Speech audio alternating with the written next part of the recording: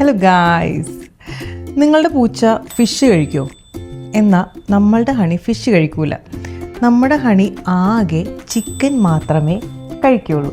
എന്തിനേറെ പറയണം, cat food പോലും ഹണി ചിക്കൻ ഫ്ലേവർ മാത്രമേ കഴിക്കുകയുള്ളൂ. പിന്നെ ഞങ്ങൾക്ക് കഴിക്കാൻ ഇഷ്ടപ്പെട്ട വേറൊരു സാധനമുണ്ട്. അതെന്താണെന്ന് കാണിച്ചു തരട്ടെ.